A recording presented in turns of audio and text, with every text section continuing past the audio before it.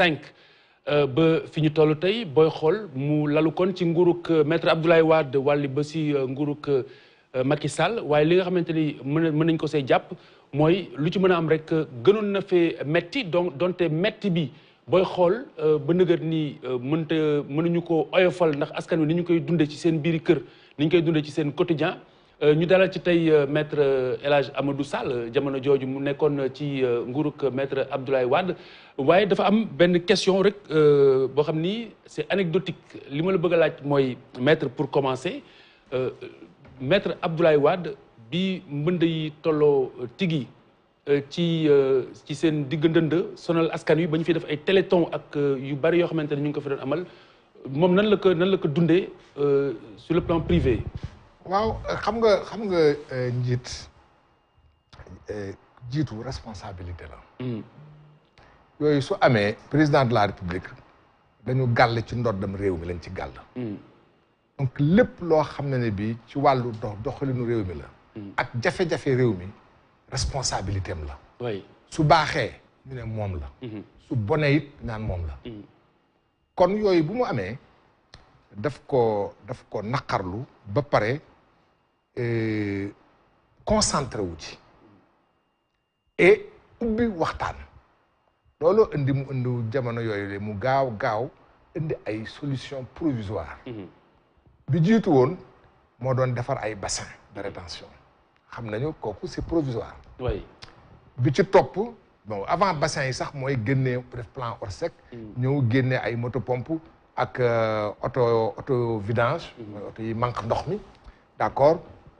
ak aussi def plan jaxaay ci le plan jaxaay ñëwee jël ay population génne leen solution à moyen terme la loolu réglé wul problème loolu mooy mesure yi mu jël mais dama bëgg wax rek mooy ñu ko dundee responsabilité parce que responsabilité weesuwul am na maa ngi fàttaliku bés yooyu temps maa ngi ànd ak moom ñu voyagé ci tukki bi ñu yëg ne am na ay inondation aéroport la jógee agul demul palais directement gisal boppam gis pour xam fu mu toll da koy natt ba pare ñëw wax ak population yi pour rassurer leen ne maa ngi fi je suis là maa ngi ak yéen yëg naa seen i jafe-jafe bëgg naa indi ci saafara enfin loolu na ko noonu laa ko gisee ci ni mu ko ci ma fekkee bu 2006 2007 2008 2009 ba bi ma fay jógee ba bi muy jógee pouvoir à chaque fois mu am yooyu noonu la ko amee responsabilité ak aussi yëg li may wax rek dañ ko gàll ci ndoddam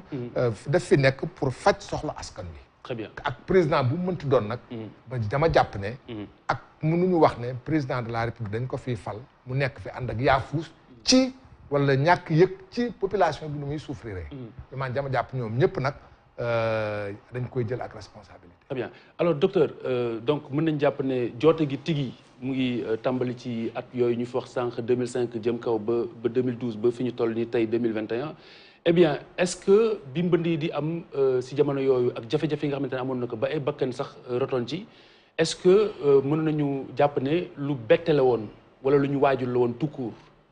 waaw d'abord dama bëgg a nuyoo. ndax sànq nuyoo ma. oui bien sûr. maa ngi nuyu waa Sénégal yëpp ñi ñuy seetaan ak fii ak bitim réew di nuyu yéen ñi nga xamee ni ñoo yéen laa bokkal plateau bi di rafetlu bu baax bokk ak monsieur le ministre plateau bi ñu mujjee gisee ci dialogue national bi jour boobu yaakaar naa moom ma déposé ba fa ma sama oto garé di kontaan lool ci ñëw ci ITV mais aussi di ñëw ci émission bi ak tur bi tur bu am solo la muy intérêt général war na am foo xamee ni ci penc mi fa la ñuy waxtaane lu jëm ci intérêt général intérêt supérieur de la nation sax laay wax ndax réew dañ koy waxtaane te Sénégal rawatina ñun dañoo fonk waxtaan dañoo fonk dialogue te li ñu boole dafa bari moo tax lu jafe-jafe am bu ñu waxtaanee rek juboo moo tax ma ci bëgg lool léegi pour tontu ci sa question yaakaar naa ni inondation bettiwul Sénégal ci xam-xam bokk mën na am mu bett le citoyen ordinaire wala l'observateur ordinaire mais bi nga xamee ni Dakar mi ngi màgg surtout bu ñu commencé ci kaawu Dakar ñu gis ne màgg bi depuis les années 70 dañu xaw a abandonné li nga xamee ni mooy planification. oui benn plan la ñu njëkk a tëral bu tudd plan Ecochar. soriwul woon génn plateau ak Médina waaye boo xoolee nañ ko appliqué sax da ngay gis ne demeewul noonu amul rigueur bi nga xam ne ni moom la waroon a am. waaye ginnaaw loolu li nga xamee ni tëral nañ ko yëpp ci plan muy aménagement du territoire muy urbanisme dama ciy joxe benn anecdote. oui ñun bi ñu nekkee étudiant dañ doon dem direction de l'aménagement du territoire. am na benn plan boo xamee ni daanaka togg nañ ko 10 ans moment bi nga xamee ni mi ngi génn bañ koy lancé fekk na la mu prévoirul fañ ko waroon a def ak la ñu waroon a tëral. oui lépp réalité bi weesu na ko. donc maanaam dafa caduc. dafa caduc. oui donc planification daf fee sooxe trop.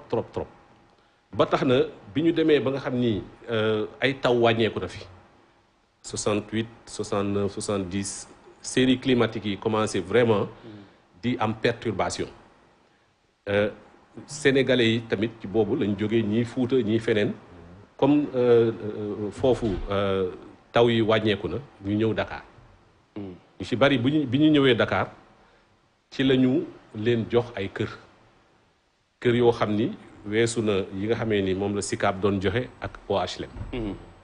ñu ci bari noonu lañ dem fexe fu ñu dëkke ñenn ñi tamit bi ñu demee ba nga xam ni yegg nañ dans les années 80. état bi libéralisé surtout bi ñu jógee ci mbiru ajustement structurel. ñu jël ay coopératives d'habitat. jël ay promoteurs immobiliers. ñu leen di joxeloo kër. waaye boo xoolee normes yi nga xamee ni moom la ñu waroon a respecté ba ñuy joxe kër ba ñuy def ay lotissement plan directeur yi nga xamee ni moo leen waroon a orienté ci fan la ñu war a dëkk fan la ñu warta dëkk loolu yëpp dafa sooxe.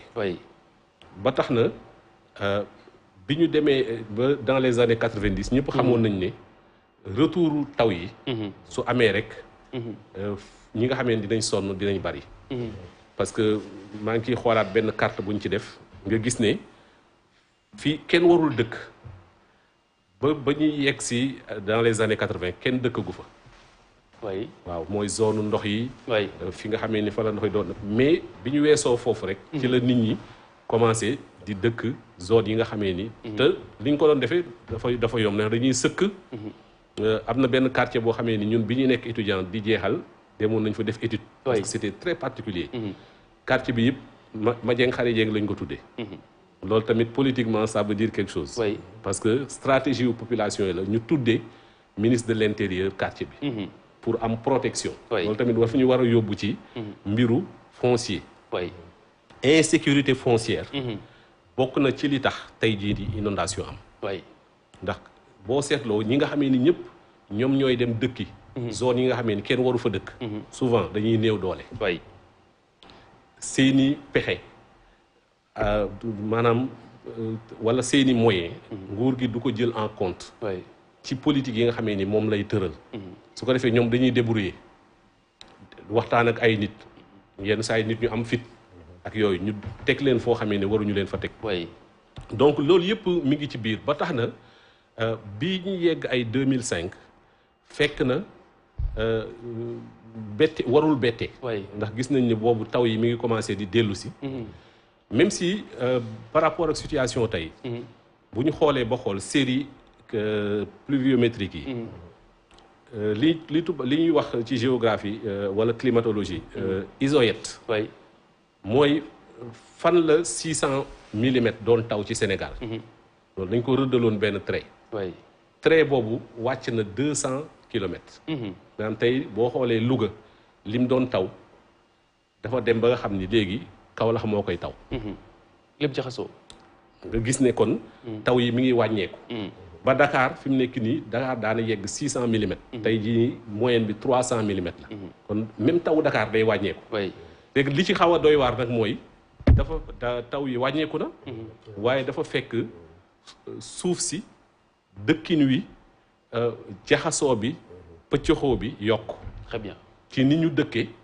ak ci ni nga xamee ni noonu la ñuy organiser suñu ay quartier. je comprends bien oui. voilà donc loolu moom moo tax. 2005 bañ ci yegg inondation yu njëkk a ñëw. indi ay jafe-jafe yu mag. yu bette ci ñenn ñi waaye borom xam-xam yi xamoon nañ ne. Sénégal Dakar dina mos a am ay inondation yu metti te léegi nag li ci gën a doy waar mooy dafa gën a récurrent. ndax daanañ dem ay 5 ans 6 ans 7 ans yenn taw yu foor yi du am. yenn inondation yi du am mais léegi at mu jot mu am. moo lay woon ne jafe-jafe la xam naa dañ ci dellu si xóotal ko. donc si tënk responsabilité comme pour reprendre maître Abdoulaye Wade à l'époque quand il parle de responsabilité lointaine donc là c'est une responsabilité lointaine de l'État. waaw xaw ma dégg toog ci responsabilité lointaine mais mën naa dégg peut-être xam nga li ma sama prof histoire yooyu doon wax. cause immédiate ak cause lointaine. waaw yaakaar naa loolu la. mu ngi noonu waaw d'accord li mu wax dañ koy dëggal rek parce que boo ko seetloo. monsieur le ministre ma koy nuyu. ñun fële booru bitig Bamba Tali Diallo xam nga soriwul Medina Gounass moom xam na ne foofu dans les années 70 ni nga ko waxee avec la grande sécheresse de 1973 foofu donte zone ndox la dafa demoon boo asséché wu complètement ni mu ko waxee sama mbokk yi alpulaar yi ma tooñ leen samay cousin jógee en masse d'ailleurs Medina Gounass zone alpulaar la sur le plan sociologique daal di ñëw dëkk foofu alors que en principe ñoom xamoon nañ ne foofu normalement kenn waru fa mën a dëkk parce que cuvette la da ngay patauger donc mais c'était la grande sécheresse de 1973 en particulier mu asséché wu complètement gars yi ñëw rapidement daal di dëkk kon donc ni mu ko waxee ñooñu boo toogee ñëwee la foofu dafa inondé ce n'est pas une surprise parce que dafa nekk zone boo xam ne zone non aedificandi la maanaam kenn waru fa mën a te bu ñu fay dëkk ñu leen bàyyi ñu dëkk fa xam nañ ni waruñu faa dëkk xam nañ ko parce que sécheresse bi moo taxoon mu nekk nga mën faa dëkk loolu mooy responsabilité lointaine mais avant ça waaw ñun bu ñu doon jógee Thiaroye di ñëw da ngay booy traversé foofu da ngay xuus naturellement mais nag bi taw yi ñëwee bi taw yi arrêté woo après gars yi daal di ñëw dëkk mais boo ko seetloo dama koy tënk rek ci li ma fi waxoon keroog mais au fond lii yëpp daal li ko waral man ci sama xam-xam bu gàtt donte je n'ai pas une expertise particulière en la matière mooy que en fait dafa manqué un plan directeur un plan d'aménagement parce que dëkk nag je crois que da nga koy concevoir boo ko concevoir am plan d'aménagement am plan d'assainissement boo génnee voirie bi nga génnee RDG yi génne maanaam lu ñuy penser la lu ñuy xalaat la lu ñuy organiser la tracé ko ba mu leer nañ après dañuy ñëw soog a dëkk mais boo ko seetloo suñuy dëkk yi fi mu nekk nii mais c'est des villes presque sauvages Khalifa pourquoi parce que dañu obéir à aucune logique d'urbanisation leeraloo ne fii la ñu war a dëkk leeraloo ne fii la ñu war a dëkk leeraloo ne fii la ñu war a mën a def lii la ñu war a mën a def lii dafa nekk pëccoxoo boo xam ne ñëpp dañoo ñëw dëkk ki nga xam ne moom moo am responsabilité première bi nag quand même c'est l'État parce que État surtout boo ñëwee ci dëkk bi nga xam ne moom mooy capitale mais le minimum mooy dafa am ay normes yoo xam ne sur le plan de l'assainissement sur le plan de l'urbanisation bref sur le plan de l'organisation dafa war a obéir mais Dakar boo ko xoolee fi mu nekk nii dëkk la boo xam ne amul bopp amul genn ça veut dire que fii la commencé xamoo fu mu jeexee di nga gis sax ay ñoo xam ne ni ñu ko waxee keroog dañoo dëkk foo xam ne ay kuréel yu habilité en principe pour xam ndax fii mënees na fi attribuer ay parcelles wala déet ñu attribuer fa ay parcelles